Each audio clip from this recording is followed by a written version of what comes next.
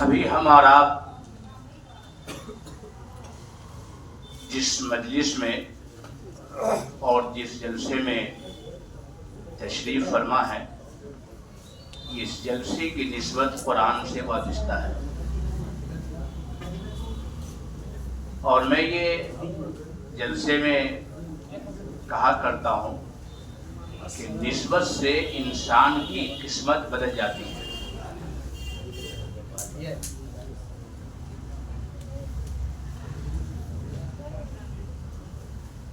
قرآن مقدس حضرت جبریل صلاۃ و تسلیم لے کر کے آئے تو اس قرآن کی نسبت سے وہ تمام فرشتوں کے وہ سردار کہلائے۔ جب یہ قرآن پیارے آقا صلی اللہ علیہ وسلم پر نازل ہوا تو آپ صلی اللہ علیہ وسلم خاتم النبیین اور امام الانبیاء قرار پائے، اور جب یہ قرآن رمضان کے مہینے میں نازل ہوا تو یہ قرآن تو رمضان تمام مہینوں کا سردار قرار پایا، اور جس شب قرآن کا نزول ہوا اس شب کے بارے میں قرآن نے کہا انا انزلناہ فی لیلۃ القدر، وہ شب قدر کہلائی۔ جس جگہ یہ قرآن کی تلاوت کی جاتی ہے خاص طور سے نماز میں، تو نماز تمام عبادات سے افضل عبادت قرار پائی، اور جب یہ قرآن ننھے سینوں کے اندر گیا تو یہ حافظ قرآن کہلائے۔ قرآن کی نسبت بہت اونچی ہے۔ آپ جب قرآن پڑھتے ہیں تو قرآن کے دونوں طرف دفتیاں لگی ہوئی ہیں، ظاہر ہے کہ وہ ایک کوٹ ہے، وہ ایک دفتی ہے، اس کی کوئی حیثیت نہیں ہے، اس کی کوئی وقت نہیں ہے، لیکن جب وہ قرآن کے ساتھ وابستہ ہو گیا تو جس طرح قرآن کے صفحات کو آپ بلا وضو نہیں چھو سکتے، اسی طرح اس دفتی کو بھی، اس کوٹ کو بھی بغیر وضو آپ نہیں چھو سکتے۔ یہ ہے قرآن کی نسبت۔ تو یہ قرآن کی نسبت پہ ہمارا آپ کا جمع ہونا ہوا ہے۔ اللہ تعالیٰ اس نسبت کو قبول فرما لے اور اللہ تعالیٰ ہم سب کے لیے نجات کا ذریعہ بنا لے۔ سب سے پہلے میں ان حفاظ کرام کو دل کی گہرائی سے مبارکباد پیش کرتا ہوں، ان کے استاد محترم کو مبارکباد پیش کرتا ہوں، اور مولانا دانش قاسمی صاحب مبارکباد پیش کرتا ہوں، اور یہاں کی انتظامیہ کمیٹی اور تمام معاونین کو مبارکباد پیش کرتا ہوں کہ اللہ تعالیٰ نے آپ کو اس قرآن کی خدمت کا موقع عطا فرمایا۔ یہ اللہ کا کرم اور احسان ہے۔ ابھی ہم نے قرآن مقدس کی ایک آیت پڑھی ہے جس میں ہے اِلَّا تَنْفِرُوا يُعَذِّبْكُمْ عَذَابًا أَلِيمًا وَيَسْتَبْدِلْ قَوْمًا غَيْرَكُمْ وَلَا تَضُرُّهُ شَيْئًا وَاللَّهُ عَلَىٰ كُلِّ شَيْءٍ قَدِيرٌ۔ اللہ پاک نے جو کام تمہارے ذمہ لگایا ہے، جو فریضہ تمہارے سپرد کیا ہے، اگر تم اس فریضہ کو انجام نہیں دو گے، اگر تم اللہ کا کام نہیں کرو گے تو اللہ تمہاری جگہ دوسری قوم کو اٹھائے گا اور اس کو اس کے کام کے بدلے عزت اور عظمت بخشیں گے، اور تم اللہ کا کچھ بھی بگاڑ نہیں سکتے۔ ان اللہ علی کل شیء قدیر، اللہ ہر چیز پر قادر ہے۔ غور کیجئے، حجاز عرب کے افق سے اسلام طلوع ہوا، اور صحابہ کرام کی جافشانی، صحابہ کرام کی قربانیوں کے نتیجے میں جزیرۃ العرب سے اسلام نکل کر دور دراز دوسرے ملکوں تک پہنچ گیا۔ لیکن جب عرب عیش و عشرت میں پڑ گئے، اور جب عرب کو اپنی حکومت کی فکر دامن گیر ہو گئی، تو اللہ تعالیٰ نے اس اسلام کا کام کس سے لیا؟ ایران کے مجوسی نسل نو مسلموں سے یہ کام لیا۔ قرآن کی تفسیر، حدیث کی کتابیں، فقہ اور کلام، اور یہاں تک کہ عربی کے قواعد اور زبان کی حفاظت بھی یہی لوگوں نے کیا ہے.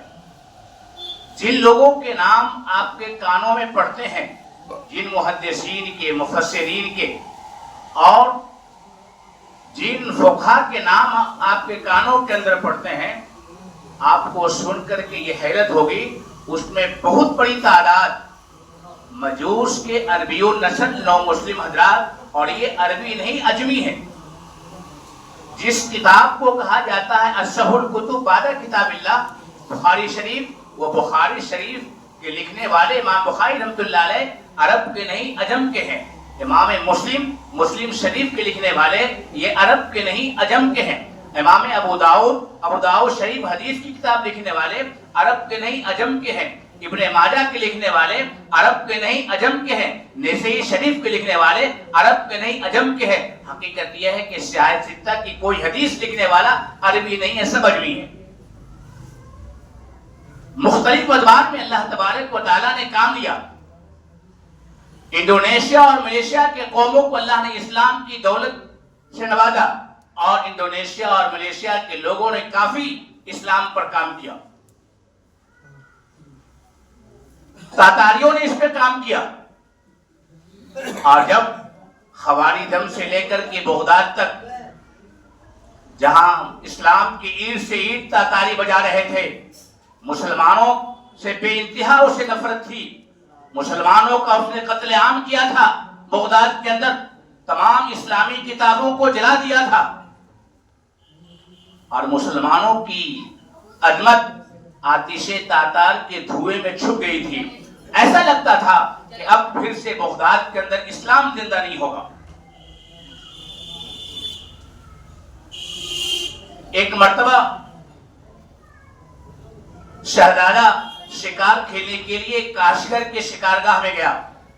وہاں اسے ایک ضعیف بوڑھے سے ملاقات ہوئی. اتنا اس کو مسلمانوں سے نفرت تھی، مسلمانوں کی عداوت میں اس قدر وہ ڈوبا ہوا تھا کہ اس نے اس ضعیف آدمی کے کالر کو پکڑ لیا اور جھنجھوڑ کر کہا کہ تم بتاؤ کہ تم اچھے ہو یا یہ جو میرے پاس کتا ہے وہ تم سے بہتر ہے. ان کا نام تھا شیخ جمال الدین رحمۃ اللہ علیہ. جو انہوں نے جواب دیا ہے، انہوں نے کہا کہ سنو، اگر ہماری موت ایمان پر ہوئی تو میں تمہارے کتے سے بہتر ہوں، اور اگر ہماری موت ایمان پر نہیں ہوئی تو ہم سے بہتر تمہارا کتا ہے. ایک جملے میں انسان کی حقیقت اور ایمان کی حقیقت کو ایک جملے کے اندر شیخ جمال الدین رحمۃ اللہ علیہ نے تاتاریوں کے سامنے رکھا. اور وہ شہزادہ دنگ رہ گیا کہ اسلام کیا ہے. مختصر تعارف کرایا تو شہزادے نے کہا کہ ابھی تو ہمارے والد صاحب بادشاہ ہیں، جب آپ کو خبر ملے کہ میں بادشاہ ہو گیا تو آپ ہمارے پاس آئیے گا اور ایمان کا تعارف کرائیے گا. جب شیخ جمال الدین رحمۃ اللہ علیہ کا انتقال ہونے لگا، یہ ذمہ داری اپنے صاحبزادے حضرت شیخ رشید الدین رحمۃ اللہ علیہ کو دیا کہ تم جا کر کے بادشاہ کے سامنے ایمان کو پیش کر دینا. وہ گئے اپنے والد کے انتقال کے بعد. اس زمانے میں وہ شہزادہ بھی بادشاہ ہو چکا تھا اور اس کے باپ کا انتقال ہو چکا تھا. وہ گیا لیکن درباریوں نے جانے نہیں دیا. اسے گیٹ پہ روک لیا گیا. اس نے کہا کہ نہیں، مجھے بادشاہ سے ملنا ہے، کچھ باتیں کرنی ہے. جانے نہیں دیا. انہوں نے وہیں پہ پڑاؤ ڈالا. 5 وقت آذان دیتے رہے اور نماز پڑھتے رہے. ایک مرتبہ صبح کی آذان وہ دے رہے تھے، بادشاہ کے کان میں شیخ رشید الدین رحمۃ اللہ علیہ کی آذان کی آواز پڑی تو بادشاہ نے کہا اپنے خادم سے کہ کون ہے جو آذان صبح جو ہے کچھ آواز لگا رہا ہے. تو خادموں نے کہا کہ ایک شخص ہے جو کئی روز سے پڑا ہوا وہی آذان دیتا ہے، نماز پڑھتا ہے، وہ آپ سے ملنا چاہتا ہے. کہا کہ بلا لاؤ. جب بلایا گیا تو حضرت شیخ رشید الدین رحمۃ اللہ علیہ نے فرمایا کہ ہمارے والد صاحب کی ملاقات آپ سے کاشگر کی شکارگاہ کے اندر ہوئی تھی، اور آپ نے میرے والد صاحب سے کہا تھا کہ بتاؤ کہ تم بہتر ہو یا میرا کتا. تو میں یہ کہنے کے لیے آیا ہوں الحمدللہ میرے والد صاحب کا خاتمہ بالخیر ہوا، ایمان پہ خاتمہ ہوا ہے. ہمارے والد صاحب آپ کے کتے سے بہتر ہے. اور پھر اسلام کا تعارف کرایا. نہ وہ صرف شہزادہ اور وہ بادشاہ وقت اسلام قبول کیا بلکہ تمام مصاحبین اور تمام رفقا کو اسلام قبول کرنے کا حکم دیا۔ اسی کو علامہ اقبال نے کہا ہے آیا یورش تاتار کے افسانے سے، پاسوا مل گئے کعبہ کو صنم خانے سے۔ تاتاریوں نے خوب کام کیا ہے اسلام کے اوپر۔ اس کے بعد ہندوستان کے اندر مختلف ادوار میں بہت سے علماء نے کام کیے، بے شمار کاموں کے علماء نے، اور حقیقت تو یہ ہے کہ ہندوستان کے اندر اتنے کام ہوئے ہیں کہ اس کو بیان نہیں کیا جا سکتا۔ ہندوستان کی تاریخ میں سب سے زیادہ کام کرنے والے علماء یہ علماء دیوبند ہیں، جنہوں نے سب سے زیادہ کام کیے ہیں۔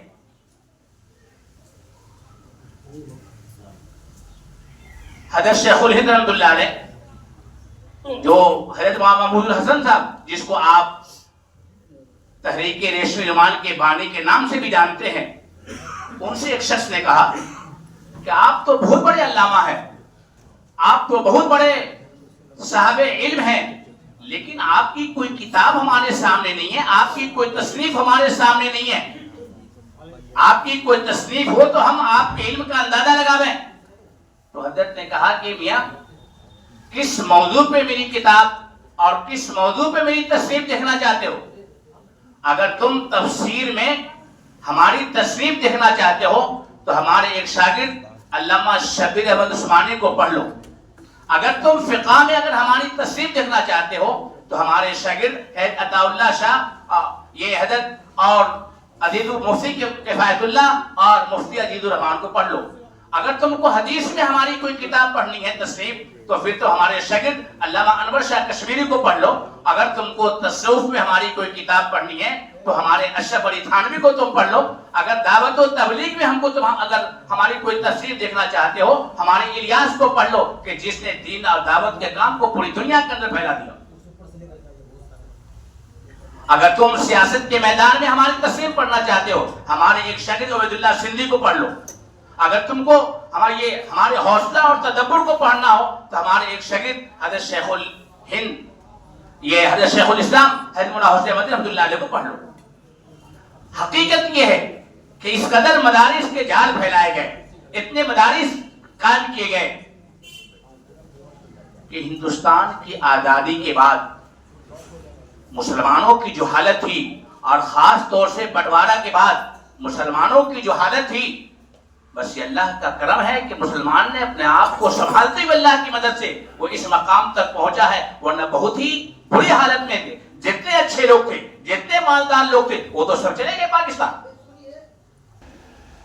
جن کے بچے اپنے سینے میں قرآن مقدس کے 30 پارے کو محفوظ کیا ہے، یہ کوئی معمولی بات نہیں ہے، اور یہ بھی قرآن کا اعجاز ہی ہے۔ آپ اپنے گھر میں اپنے بچے کو معمولی 2-3 صفحات انگریزی میں لکھ کر کے، 2-3 صفحات اردو میں لکھ کر کے آپ دے دیں کہ تم اسے یاد کر لو، شاید وہ بچہ اسے یاد نہیں کر پائے گا، اور اگر یاد کر بھی لیا تو کہیں نہ کہیں اپنی طرف سے کچھ ملائے گا۔ لیکن ایک اجمی بچہ جس کی زبان عربی نہیں ہے، وہ 30 پارہ قرآن یاد کر لیتا ہے، اور تراویح میں آپ دیکھتے ہیں کہ بالکل کس طریقے سے وہ فراٹے کے ساتھ وہ قرآن کو سنا رہا ہو۔ یہ اللہ کی کتاب ہے۔ اللہ تعالیٰ نے انسان کی رشد و ہدایت کے لیے اور دنیا کی ہدایت کے لیے اللہ پاک نے اس کتاب کو اتارا۔